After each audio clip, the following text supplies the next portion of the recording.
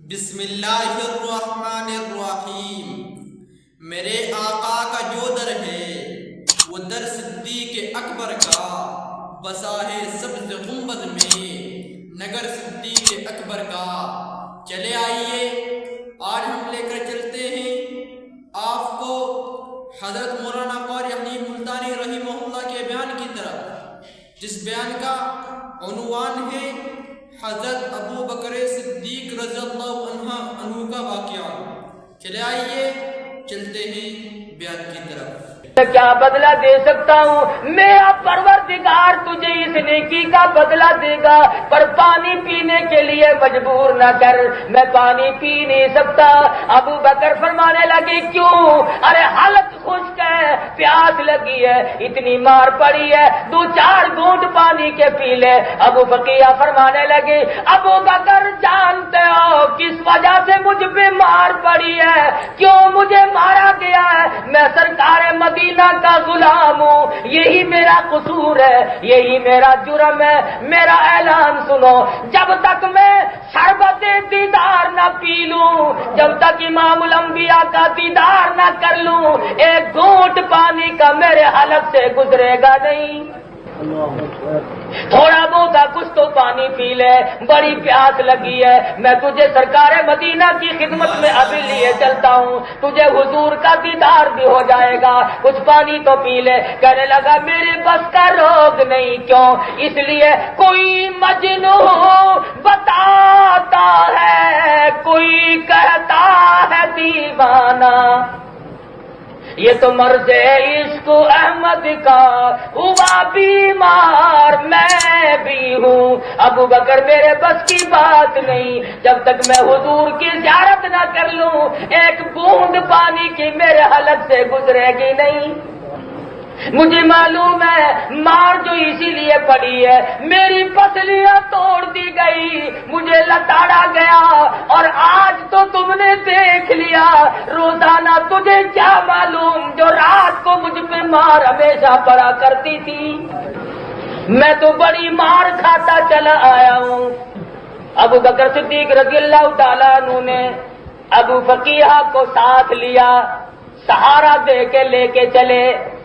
ادھر کسی مسلمان نے جا کر دوڑ کر سرکار مدینہ کو بتلا دیا، عرض کر دیا ابو بقیہ کو بڑی مار پڑی ہے، اس کی پسلیاں توڑ دی گئی۔ ارے آج کسی کو چوٹ لگے گی، اس کے گھر والے رویں گے، اس کے رشتہ دار رویں گے، اس کے عزیز و اقربا رویں گے۔ خدا کی قسم ابو بقیہ کو مار پڑی، سرکار مدینہ روئے، حضور اکرم صلی اللہ تعالی علیہ وسلم رو رہے ہیں، میرے غریب صحابی، او میرے غریب دیوانے، تجھے کلمے کی وجہ سے اتنی مار کھانی پڑی کہ تیری پسلیاں توڑ دی گئی، اور یوں بتایا گیا کہ پانی نہیں پیتا، دیدار کا مشتاق ہے۔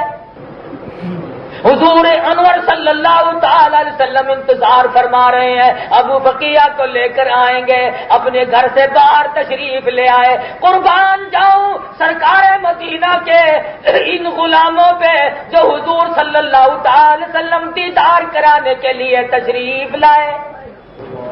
ارے ہمارا تو عقیدہ ہے آج نظام مصطفیٰ صلی اللہ علیہ وسلم کے لیے جو لوگ شہید ہو گئے، خدا کی قسم میرا ایمان ہے ان کی روحوں کا استقبال سرکار مدینہ نے فرمایا، امام الانبیاء نے ان کا استقبال کیا۔ تو میری وجہ سے کوئی زمین کی وجہ سے مرا ہوگا، کوئی نہری پانی کی وجہ سے مرا ہوگا، کوئی کسی عورت کے عشق میں مرے گا، کوئی روپے پیسے کے جھگڑے میں مرے گا۔ ارے کتنا خوش نصیب ہوگا وہ شہید جس کی روح کو نکلتے ہی سرکار مدینہ کا دیدار ہو، اور حضور فرمائے آجا تو میرا ہے میں تیرا ہوں۔ ابو بقیہ رضی اللہ تعالیٰ عنہ کو آہستہ آہستہ ابو بکر لے آئے۔ سرکار مدینہ صلی اللہ تعالی علیہ وسلم نے ابو بقیہ کو سینے سے لگا لیا، رحمت والا ہاتھ پھیرا، پاس بٹھا لیا، فرمایا ابو بقیہ میں نے سنا ہے بڑی مار پڑی ہے، پسلیاں توڑ دی گئی، ابو بقیہ عرض کرنے لگے میرے آقا ٹھیک ہے جو کچھ میرے مقدر میں تھا وہ بن گیا، پر اتنا تو میں بھی جانتا ہوں بہشت سستی کوئی نہیں، اتنا مجھے بھی معلوم ہے کہ جنت سستی نہیں، ایسو آرام کرتے کرتے حرام کھانے والوں کو بہشت کی ہوا نصیب نہیں ہو سکتی۔ سرکار مدینہ صلی اللہ تعالی علیہ وسلم نے فوراً ارشاد فرمایا ابو بقیہ میں نے سنا پانی نہیں پیا؟ جی حضور نہیں پیا۔ فرمایا اب کیوں نہیں پیا؟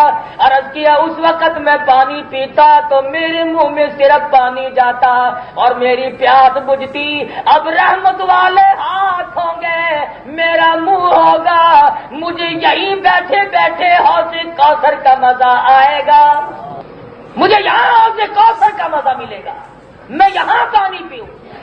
سرکار مدینہ صلی اللہ علیہ وسلم نے رحمت والے ہاتھ سے پانی کا پیالہ اٹھایا اور ابو بقیہ نے یوں ہاتھ بڑھایا پیالہ لینے کے لیے، فرمایا ابو بقیہ ٹھہر جا، جب تم نے پیا ہی نہیں اور میرے ہاتھ سے پینا ہے تو اب میں اپنے ہاتھ سے ہی تجھے خود پلاؤں گا۔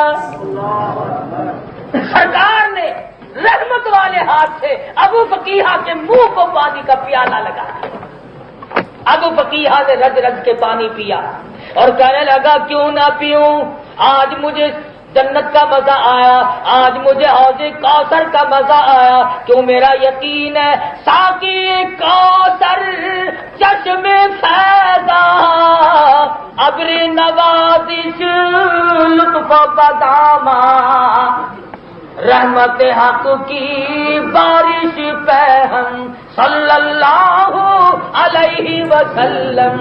میں تو جس وقت پانی پی رہا تھا تو مجھے تو حوض کوثر کا مزہ یہی آ گیا۔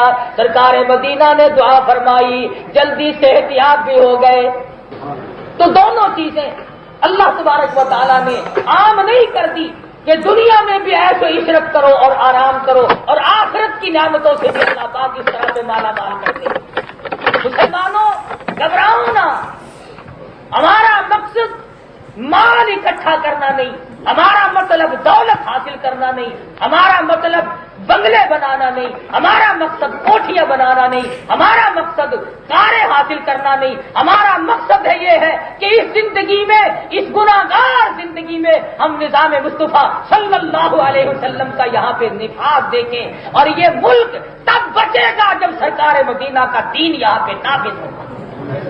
اب بات آگے نکل گئی، وہ زمانہ گزر گیا کہ جب لوگ اپنی منمانی کر کے یہاں پہ گزارا کر لیا کرتے تھے۔ اب یہ خواص کی بات نہیں رہی، اب یہ عوام کی بات ہو گئی ہے۔ اب نکھیڑے ہو رہے ہیں کون خدا کا بندہ ہے اور کون بھٹو کا بندہ ہے۔ جو خدا کا بندہ ہے وہ نظام مصطفیٰ کے لیے تن من دھن کی بازی لگا کر کوشش کرے گا، اطمینان حاصل کرے گا، اس کو مرنے میں بھی فائدہ، اس کو جینے میں بھی فائدہ، اور جو بھٹو کا بندہ ہے اس کو جینے میں بھی گھاٹا، اس کو مرنے میں بھی گھاٹا۔ اور یہ بات ہم ہمیشہ کہتے ہیں، اور نہ ہمارے مقصد میں یہ شامل ہے کہ کسی کو مارو یا کسی کو توڑ پھوڑ کرو یا کوئی آگ لگاؤ۔ ہم آپ کو بھی منع کرتے ہیں، عوام کو بھی منع کرتے ہیں، اور ان ظالموں کو کس نے کہا کہ نہتے شہریوں پہ ڈنڈے برساؤ، انہیں اکٹھے کرو اور نرغے میں لو اور مارو؟ تمہاری بہادری بھی دیکھ لی جائے گی، وقت سارا بیت تو نہیں گیا، ابھی تو اندرا گئی ہے، مرار کی ڈسائی تو اب آیا ہے، سب کی بہادری کے راز کھل جائیں گے، تھوڑے سے ٹھہرو۔ اپنوں کو مارنا کوئی کمال نہیں، تیرے بچے کو ٹھوکر لگ جائے تو باپ کا کلیجہ اکٹھا ہو جائے اور دوسروں کے بچوں کو اکٹھا کر کے یوں بے تازہ مارا جاتا ہے۔ شرم نہیں آتی، غیرت نہیں آتی۔ مسلمان ایسا نہیں کر سکتا، میرا ایمان، مسلمان ایسا قتل نہیں کر سکتا۔ مظاہرین مظاہرہ کرتے ہیں، مطالبہ کرتے ہیں، چند نعرے لگا لیتے، تمہیں نعروں کی بھی، ارے تم ملک کا کروڑوں پی گئے، تم نے لوگوں کے لہو پی لیے، ان کاروں میں ہمارا لہو جلتا ہے جن میں تم دوڑے دوڑے پیتے، اور ہمارے نعرے بھی نہیں سن سکتے۔ اس لیے اس ملک کو بچاؤ، اس کو برباد نہ کرو اس طرح سے۔ ملک ہمارا بھی ہے، تمہارا بھی ہے، نہ تم کہیں بھاگ کے جا سکتے ہو نہ ہم نے کہیں بھاگ کے جانا ہے، اور اصل درد تو ہمیں ہے۔ ملک ہم نے بنا، ہم نے اس کے لیے قربانیاں دی ہیں، ہم وطن سے بے وطن ہوئے، ہم نے کوٹھیاں چھوڑی اور خدا کی قسم 18 برس تک گھاس کی جھوپڑی میں وقت گزارا. اس لیے خدا کے قہر سے ڈرو, اس کے عذاب سے ڈرو. یہ تمہارے پڑوسی ملک ایران میں 1 مہینے میں 2 دفعہ زلزلہ آ چکا ہے. اگر یہاں ہلچل پروانے کو چراغ ہے, بلبل کو پھول بس, صدیق کے لیے ہے خدا کا رسول بس. اگر دوستو آپ کو یہ ویڈیو پسند آئی ہے تو لائک کریں, شیئر کریں, کمنٹ کریں اور ہمارے YouTube چینل کو سبسکرائب کریں.